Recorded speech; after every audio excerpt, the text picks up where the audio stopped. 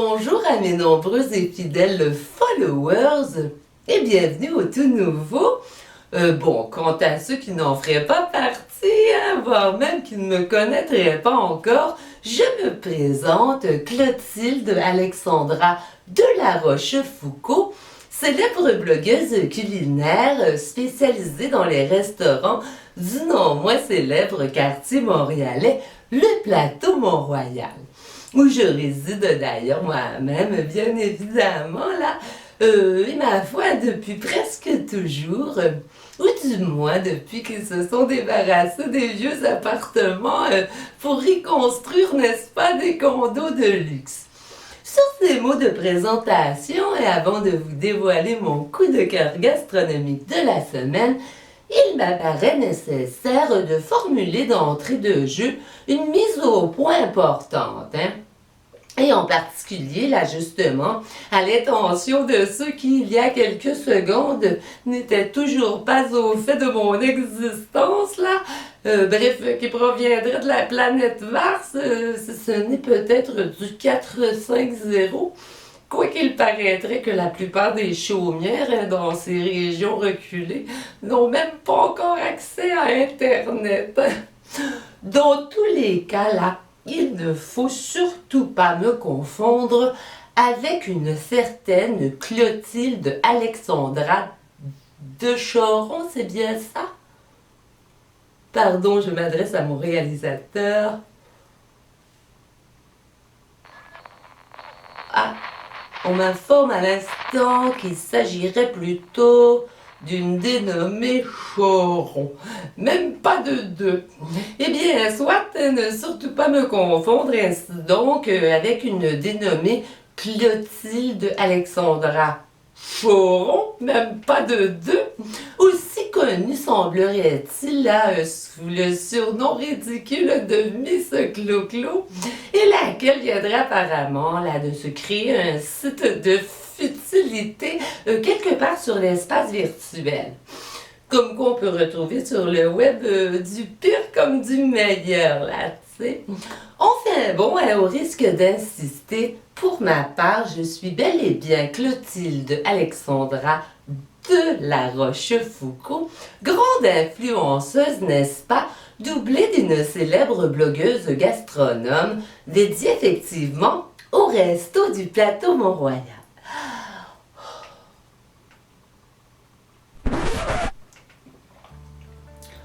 À ce plateau, d'ailleurs, en parlant du propos, en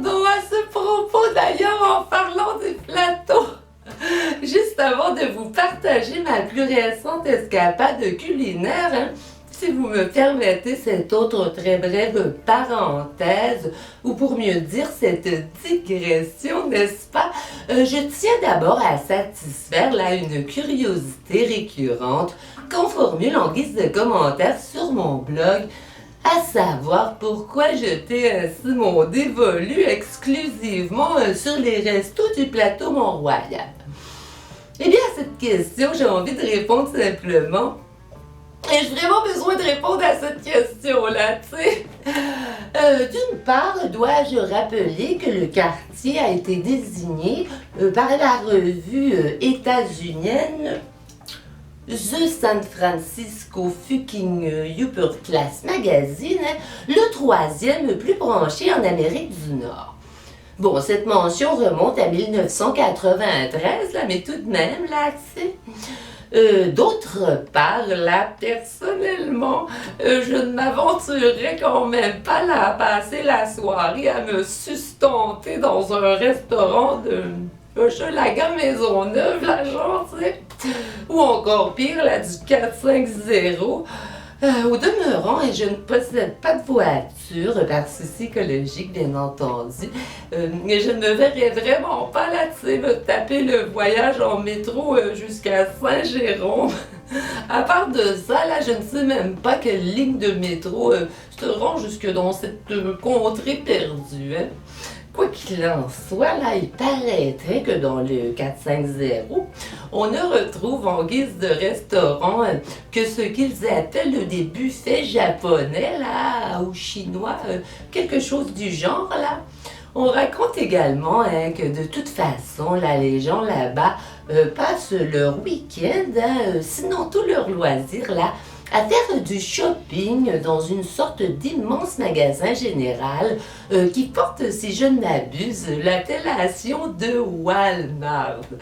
Alors, pour conclure cette digression, n'est-ce pas, selon une expression de leur cru, là, aux habitants du 450, qu'ils mangent donc toutes de la Walmart. Ah, bon, maintenant, le moment que vous attendiez tous avec grande impatience, pour ce qui est du sujet de ma chronique gastronomique d'aujourd'hui. Eh bien, après vous avoir fait connaître la semaine dernière le resto mexicain A mí me gustan mucho los chorizos, cette semaine, je reviens au bercail, comme on dit, puisque je vous invite à découvrir, comme je l'ai fait moi-même il y a quelques jours, un tout nouveau resto dont la spécialité sont les mets typiquement québécois, et j'ai nommé le restaurant Tire-toi une bûche. Quelle drôle d'appellation commerciale, me direz-vous?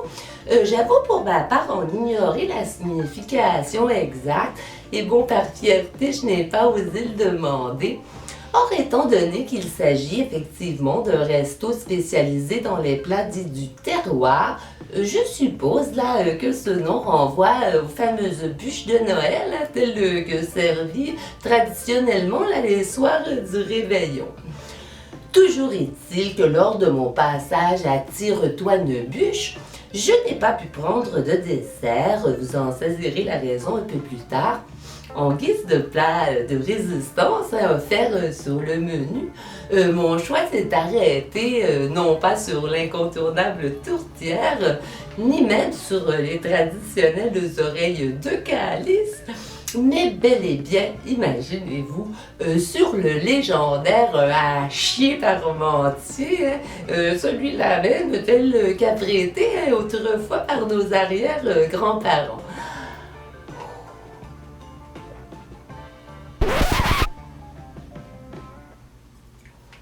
Bon, pardon, là, pour la classe ouvrière qui nous écoute, pour ne pas dire les habitants du 450, en fait, pour le peu d'entre vous qui avez accès à Internet, le hachis parmentier est plus communément appelé le pâté, comment déjà, le pâté japonais, je crois. Ah voilà, le pâté chinois. Cependant, là ici, en ce qui me concerne, je ne m'abaisserai quand même pas là, à user d'une tournure aussi bas de gamme que pâté chinois. Je vais employer pour les besoins de cette chronique la bonne locution française de hachis parmentier. Il faut néanmoins que je précise qu'il s'agissait tout de même, là, tu sais, d'un hachis parmentier à la crème de tofu. C'est-à-dire, là, qu'on avait remplacé le fameux steak haché, là, par du tofu en crème, hein.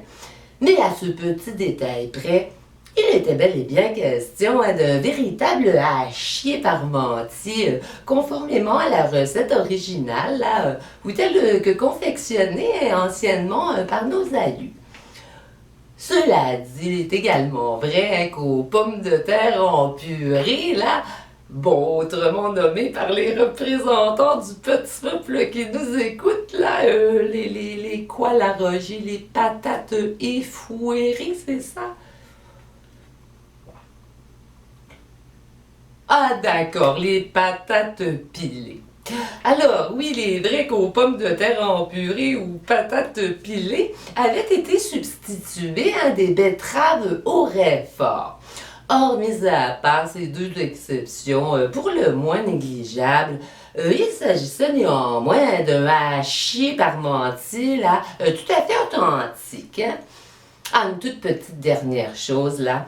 Je dois aussi spécifier que le maïs, ou encore là, pour utiliser un langage de bas étage à l'intention de la populace qui nous écoute, là, le blé de la Corée du Nord, n'est-ce pas?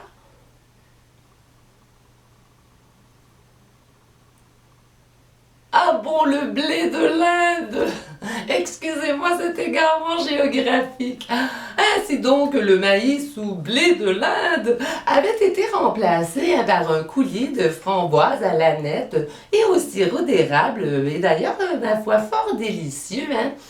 Cela dit, hormis ces trois ajustements de rien du tout, il était bel et bien question de hachis parmentier traditionnel, là, tel que s'en nourrissaient quotidiennement nos ancêtres lointains.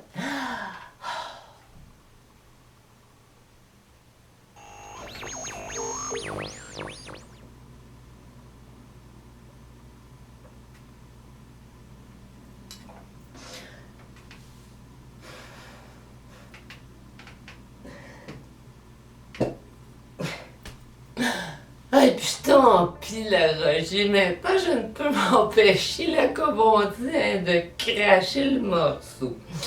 Je n'osais aborder le sujet précédemment pour éviter de rallonger inutilement cette capsule, mais cette capsule, pardon, mais dès à présent, je ne peux plus résister à la tentation de vous faire part de cette confidence, devrais-je plutôt dire de ce scoop. En tout cas, certaines rumeurs circulent à l'effet que le hachis parmentier, enfin celui au steak à chier là quand même, serait encore à notre époque, imaginez-vous, cuisiné là régulièrement dans plusieurs chaumières du 450. Incroyable mais vrai, hein? On raconte aussi qu'il en serait tout autant pour la bûche de Noël, hein? Du moins lors de la période des fêtes. Hein? Comme quoi il faut de tout pour faire un monde. Du reste, la locution bas de gamme, pâté chinois, hein, qui doit assurément provenir des lointaines contrées du 450, m'apparaît à moi par trop raciste. Hein? Enfin, comme le sont d'ailleurs la plupart de ses habitants, là, tu sais. Bon, tout le monde sait hein, que l'ignorance et la xénophobie sont étroitement liées, hein, et vu le taux d'analphabétisme très élevé rencontré chez les peuplades du 450, il n'est pas étonnant que les gens là-bas l'entretiennent à l'égard d'autrui, hein, autant de préjugés là, tu sais. Bref, raison plus pour boycotter leur buffet japonais. Hein. Pour en revenir à ma soirée à Tire-toi une bûche, eh bien, j'y ai passé là-bas un très agréable moment. Hein. Bon, oui, j'y arrive, là, Roger, mon réalisateur, Roger me fait signe, là. Alors, soit, il faut que je précise qu'il est survenu un petit incident de rien du tout là, vers la fin du repas. En effet, là, j'ai dû aller régurgiter une partie de celui-ci, mais bien élégamment là, dans le cabinet d'aisance. Hein. En d'autres mots, là, l'intention des membres de la basse-cour qui nous écoutent, là, j'ai quoi la rocher? J'ai dégueulé dans la bécosse, voilà. Cela étant dit, hein, en dépit de cette légère anicroche, j'ai adoré le hachis parmentier qu'on m'a proposé chez Tire-toi une bûche. Pour être tout à fait franche, là, j'en ai même éprouvé un quasi-orgasme gustatif. Hein. Quant à l'ambiance qui émanait des lieux, elle était, ma foi, des plus conviviales. Hein. Pour ce qui est du service, il s'est révélé impeccable. Quoique, pour tout dire, là, le chef cuisinier, hein, qui répond au nom de chef gros lot, m'est semblé à moi un peu rustre. Hein. Maintenant, ce qui concerne le décor, c'était, ma foi, un peu plus pittoresque, hein. Les murs, par exemple, n'étaient pas faits de briques, hein, qu'on a l'habitude de voir, pardon, mais bien de boiron. Euh, une évocation évidente, là, j'imagine, hein, aux éternelles bûches de Noël d'autrefois, là, ou encore du 4-5-0, là, naturellement. Somme toute, il s'agissait vraisemblablement d'un décor au motif de bûches de Noël.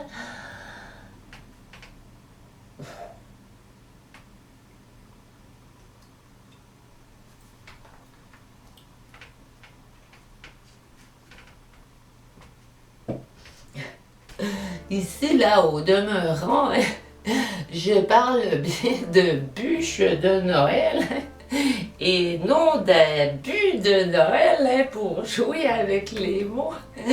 Encore moins dans bûches de Noël, hein. Et bonne Roger à vous.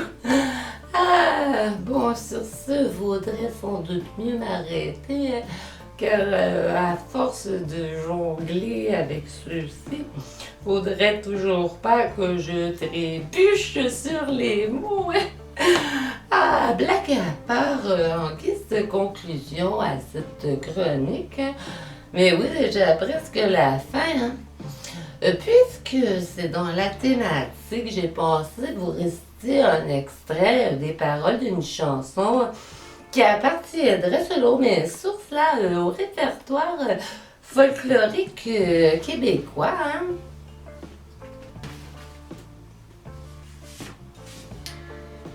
Eh bien, mais ça alors, j'ai oublié d'en inscrire le titre sur mon carton. Non, Roger, non, rien à cet effet non plus. Bon, si ma mémoire est bonne, hein, le titre avait rapport avec l'appareil génital d'un dénommé Tibi, ou bien encore Tidbit, là.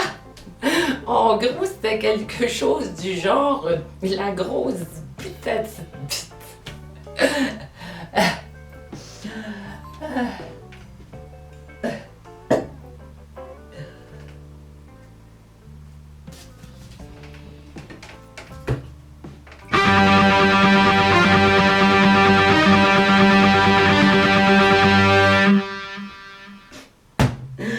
Quoi qu'il en soit, hein, comme le veut l'expression, la bite ne fait pas le moine, hein.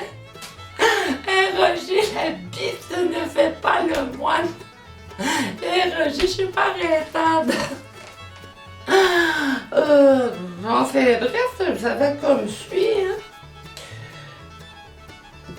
Oh, oh, oh, oh, oh, oh, oh, oh, oh, oh, oh, oh, oh, oh, oh, oh, oh, oh, oh, oh. Eh bien, tel qu'on peut le constater, hein, c'est empreint d'une grande poésie, hein. En tout cas, ça a le mérite de rimer, hein. Oh, oh, oh, oh, oh, oh, oh, oh, oh. L'onisé à libérer. Sur ce revirement de situation, toujours est-il que ça se poursuit de la façon suivante, hein. Vous verrez, ça dénote une certaine originalité, hein. Ta dit de glé, dit de lit, de l'âme, taille, lit, dame, lit, taille, lit, lai. Dame, dit, lai, lit, lai, lai. Dame, lit de l'âme, dame, d'homme. Lit, dame, lit, lai, lit. Tad, les dit de l'âme. Dame, dit de l'âme, taille, lit, dom, lit, lai, lit. Dom, di, dom, li, dom, dom. Bon, je suis correct, la Roger Calice.